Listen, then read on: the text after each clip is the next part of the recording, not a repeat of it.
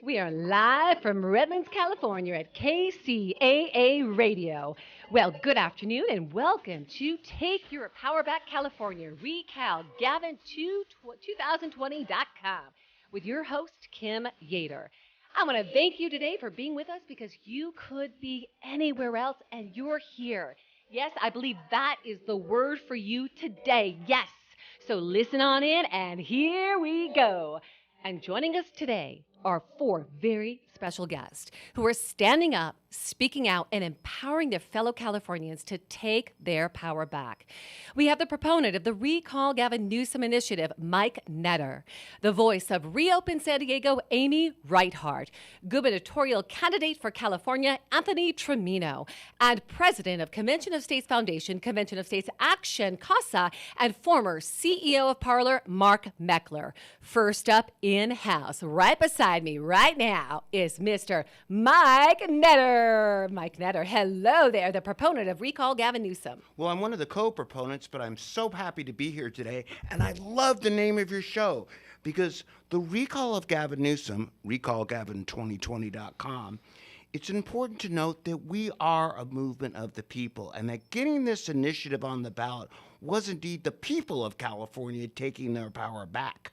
That's right. It is all about taking our power back. So let me ask you a question, Mike.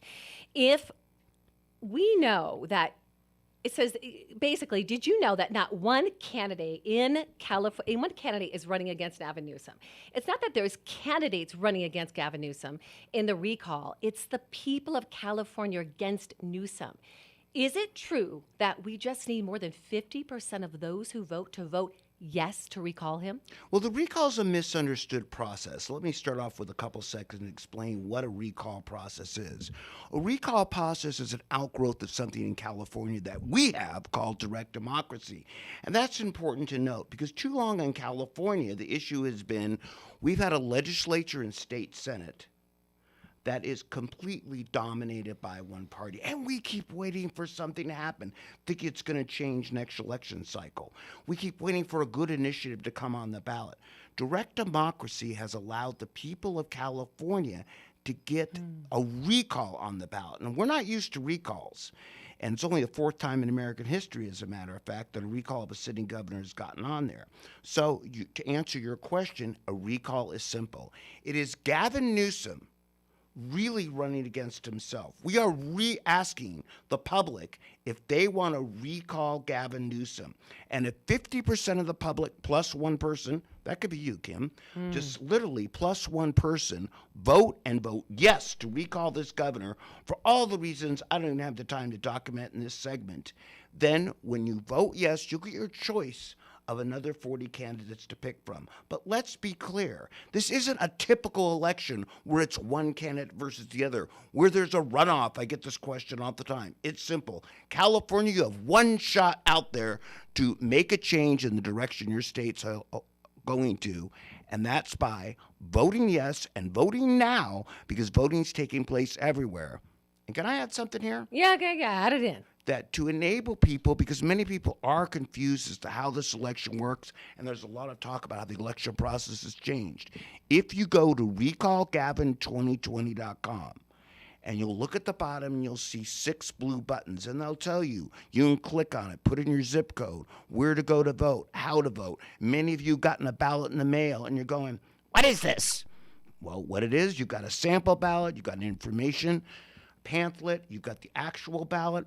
We want you to vote. We want you to vote yes because every vote out there counts because you're right. That's right. It's everybody plus one person, 50% plus one, or I got to tell you, the rest of those 47 candidates, it really isn't going to matter. That's right. So tell me, what propelled you to start the Recall Gavin Newsom initiative? Well, Orrin Heatley and I actually started it way back when. What really got me ticked off was Kamala, whatever her name, Harris to begin with, because she got elected senator.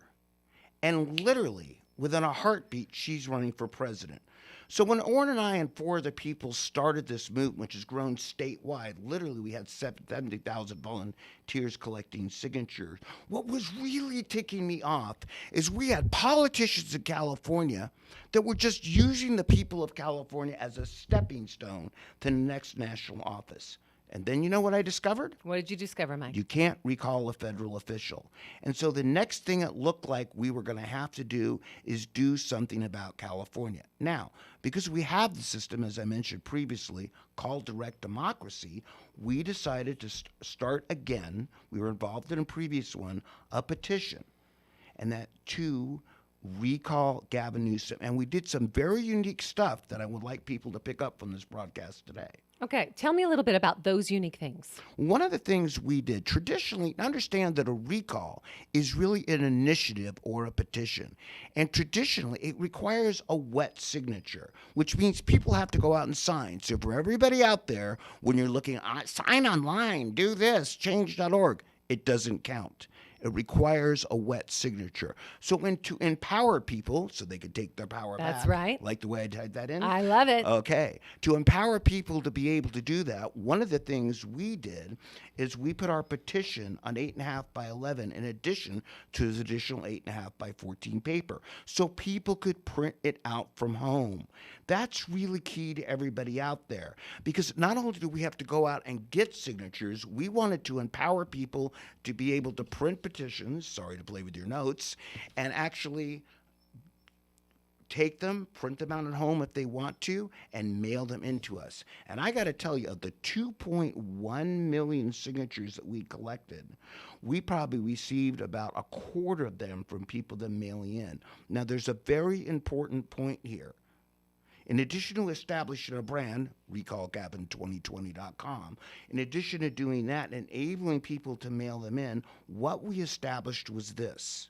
This is probably some of the most important things to get today out of this segment. Two things. One, come on, bring it. Vote. Vote yes. Vote Second yes. thing Got is that. this. That empowering people if they want to take their power back. The problem we have in politics today, what just ticks me off about Kamala Harris or Camila, however you say it, I really don't care. And what ticks me off about Gavin Newsom and the 63 million that he's assembled to fight the people of California is that politics has become, again, too much about money and power. So, we were told by the political pundits when Orrin and I started this, well, you know, you guys don't know anything about politics. You've never been involved in it before. It's going to take $5, $7 a signature. That means $10 to $12 million. We, the people of California, got this accomplished. Wait, say it again. Who got this accomplished? We, the people of California, California, volunteers, and we got it done for 50 cents a signature. Amazing. Now, understand that is less than a tenth of what it normally costs. And so the reality is in this election is just the beginning of something that we want to do to put California constitutional amendments on the ballot, to put other initiatives on the ballot, and a warning to all the public officials out there. If you're not accountable and you're not transparent, we're not going to let you finish your term. Back to you, Kim. That's right. Come on. So what will open up for us? If we vote yes on recall Gavin Newsom, what begins to open up for us as a state, as a country, and even bigger, the world? Well, let's start in reverse, okay? Let's start with our country. All right, let's do that. Because I want to focus on our country. Because for everybody out there, if they're listening to this, they say, I'm not in California. Why do I care? The reason you should care is this. California doesn't work. If you live outside California, and by the way, if you're Elizabeth Warren or Bernie Sanders, please stay outside California. It doesn't work for the average Californian. We have the highest homeless rate in the nation. That's grown 6% under Gavin. But most striking is we have 33% of the biggest state living on or at the edge of poverty simply because we're overtaxed and we don't have a system which works. We have 71,000 criminals coming out of jail that Gavin's releasing. Think about that. So it amplifies the problem. So if you don't want that in your state, hey, we did ship you the vice president. We shipped you the head of Health and Human Services, Xavier Becerra, because he did such a great job watching the EDD. If you don't pay attention to California, 12%, it's going to pollute the rest of the country. Now, immediately for California, this is a chance to make your voice heard. If you want to do something against the political machine, if you're not paying attention, and most people don't, to California politics because it's not real sexy. Okay, so Mike, this is not a left or right, Republican, Democrat issue. With 35% of the people that signed this petition were non-Republican, independent, and Democratic. I don't care if you're left. I don't care if you're right. I don't care what party you belong to. I don't care what church you belong to. Look around your state. We're all Californians. And recallgavin2020.com or the petition to recall Gavin Newsom has literally united Californians, and we want to keep them united. Look, don't believe what Newsom is saying. Stop the Republican recall. It's about his power. This is very simple. A chance to recall Gavin Newsom is a chance to change the direction of this state. And if you're out there and the average Californian and you want to do something different in the next few days that are left, not only go out there and vote yes, but I'm going to ask something else if you don't mind on your show. Tell me. I want you to commit to telling 10 and telling 20 people. There's a lot of phone making, et cetera, going on there. But I know everybody out there's got one of those handy-dandy cell phones, and hopefully your home isn't on fire and your power still works and you have it charged up. Well, you can call 10 to 20 people that you know and tell them to go vote. Because the only thing that will defeat us is people not voting. That's right. If you want to change the direction of the state, Yes. if you want to have a voice heard, because let me tell you something. The party called the Democrats, and we don't have time to go into the corruption which has polluted Sacramento, has had one party rule in California for about 40 years.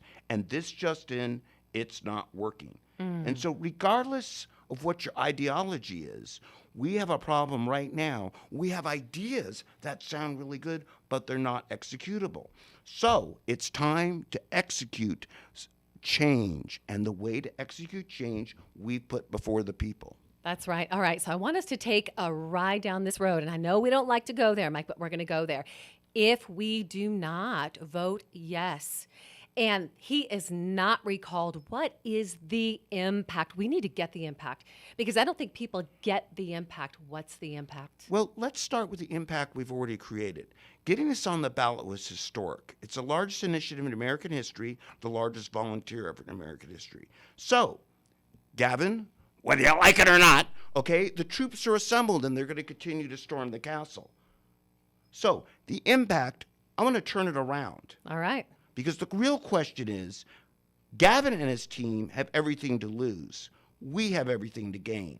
So, win, lose, or draw in this election, and we are going to win. Yes, but if we by are. some chance we didn't, we have assembled the troops to continue with constitutional amendments, which require 8% of the people that voted for governor last time, almost 50% less signatures, and we have the ability to go out and do another election in 15 months. This is about Gavin Newsom, and Gavin's made it about stop the steal, stop Orrin and Mike, my God. No, this is supposed to be about the issues of California. And Gavin Newsom, because that's all he has, along with the big Democratic Party, has turned this into a partisan race. It's not.